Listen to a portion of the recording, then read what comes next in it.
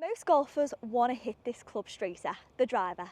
So here is 3 of the simplest tips to get you hitting the golf ball straighter every time with so much more confidence. Before we get started, if you could do me one favour and it'd be hit that subscribe button. It means you'll never miss out on another video like this, and it also helps me and the channel grow. So press subscribe and let's get into today's video. As always, I could stand here and talk a load of technical words to you, but I'm not.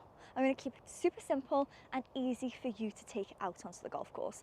We are going to go into a little bit more detail on the technical side of the swing, but I'm going to keep it as quick and easy as we can for you to understand, take it out onto the course and see your drives going straight. There's 3 sections to this. And number 1 is all about grip and body alignment. Number 2 is all about the takeaway. And number 3 is all about the transition, and where I see so many golfers going wrong, it's causing the ball to go left, right, not down the middle. So let's get into it, starting with the grip and the body alignment. So the grip, when it comes to golf, it's so overlooked because we do it every single shot. We just assume we're doing it right all the time. Now, if your grip is incorrect, that's going to create a curved ball flight.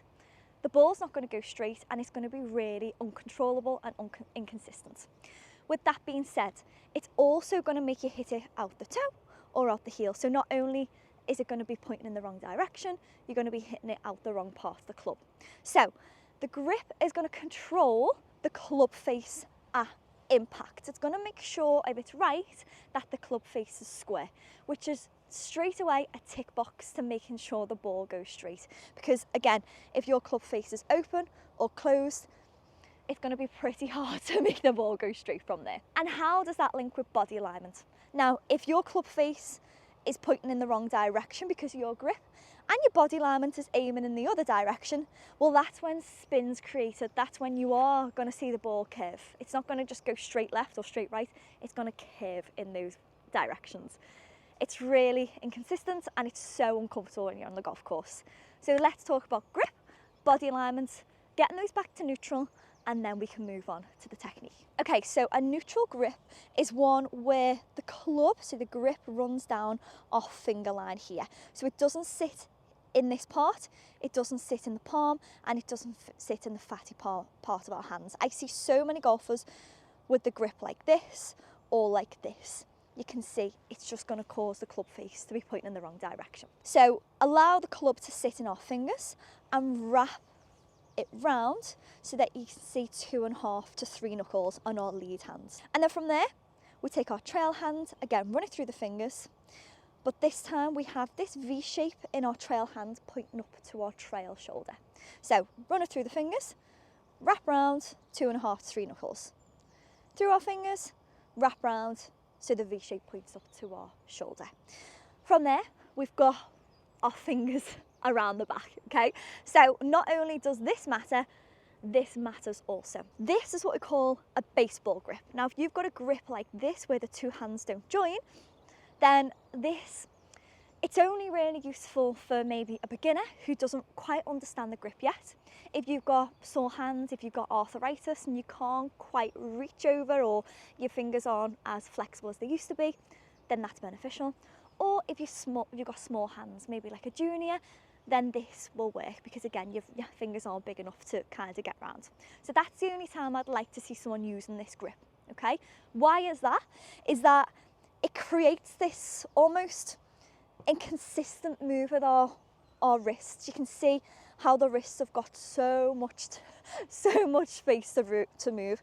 We don't want that because we want the body to control the club, not the wrists to control the club. Different if we were chipping, great, we want to flop the ball up high, but we're not now.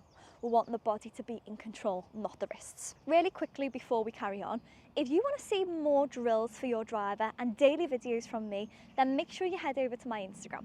Give it a follow, it's at Georgia Golf Coach. Can't wait to see you on there and to welcome you to our amazing community of golfers. Remember to hit that follow button. How do we want it to look then? So we've got something that we call an overlap. Now, imagine a baseball grip where the 2 hands don't meet. Take your index finger on your lead hand and your pinky on your trail hand, okay? So from behind it looks like this. So top hand, bottom hand. Baseball grip, and then lap your pinky over your index finger. Okay, so this is what we call an overlap. And then a step further would be an interlock. So rather than just overlapping like this, we're going to lock the two together. These both are really, really good for controlling the club face, ensuring that the hands aren't going to slip, and making sure the club face is square. Personally, I go with an overlap. If you are wanting that extra control, go with an interlock, but some people do find that uncomfortable. So just overlap would be absolutely fine.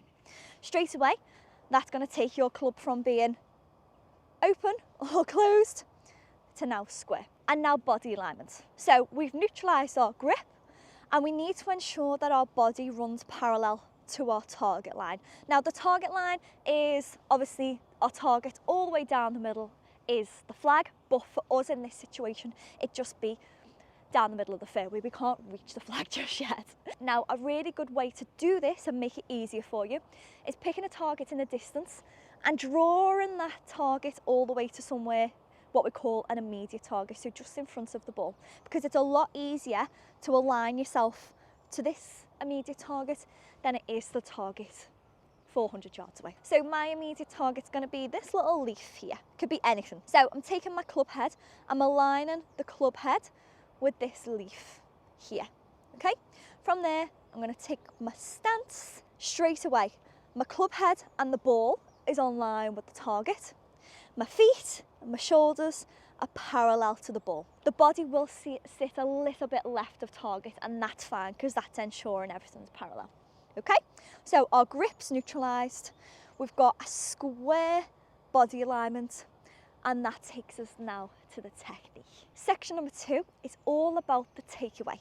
Now the takeaway is super important because we take the club away with every single shot, whether it's the driver, the putter, and every single golfer does it. If you can perform the takeaway correctly, consistently, then you're gonna make it a lot easier for yourself when you further down the swing. You're not going to have to overwork, and you're not going to have left-right ball flights. Now, how does a poor takeaway have any impact on the direction that the ball flies? If you take the club away and you work it too far on the inside, straight away the club face is open, pointing up to the sky.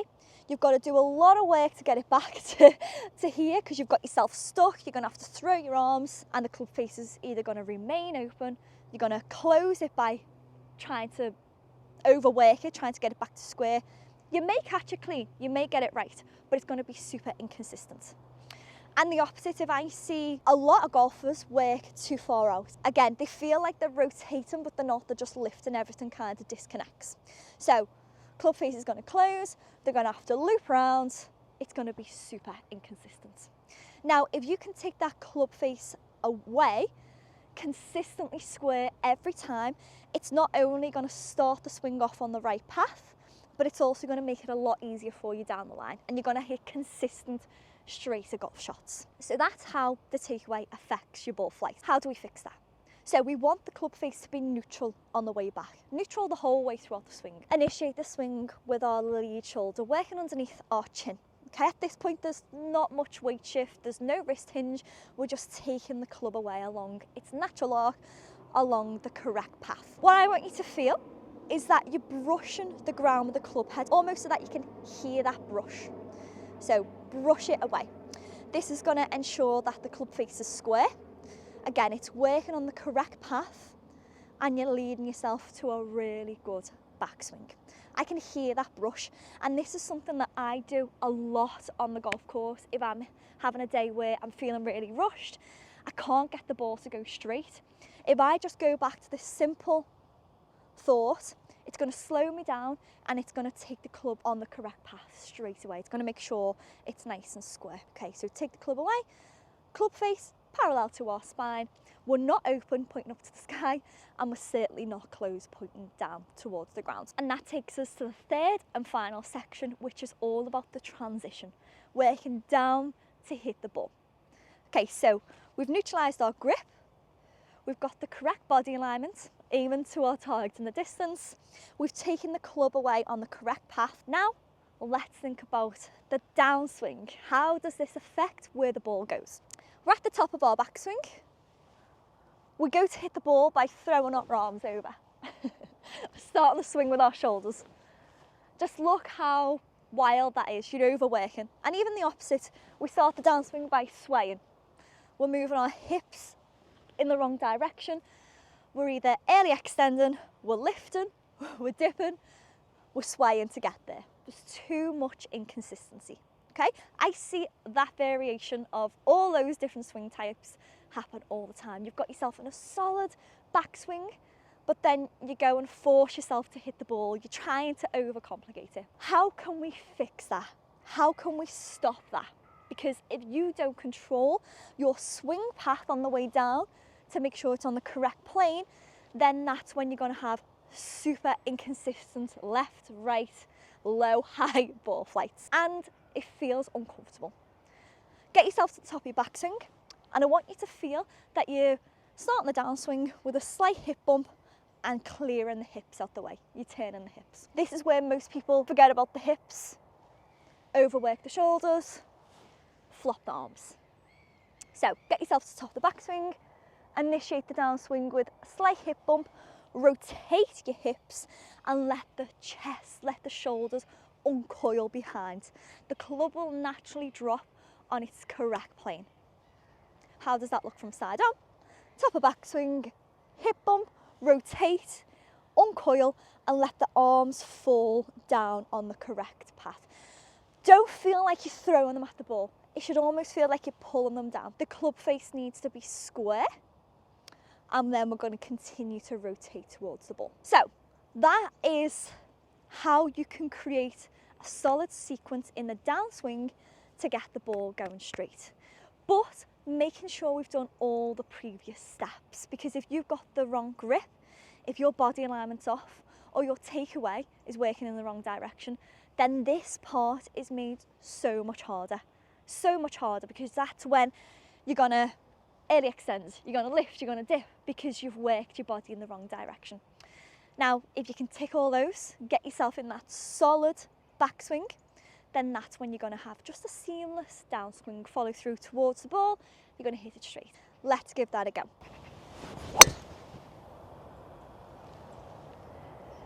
That felt really good. And that, in the simplest form, is how you can take your bad shots from being left, right, super uncomfortable and uncontrollable, to hitting them a lot more straighter. Remember, if you've took value from this video and you never want to miss out on another one like this, then hit subscribe and I'll see you in the next one.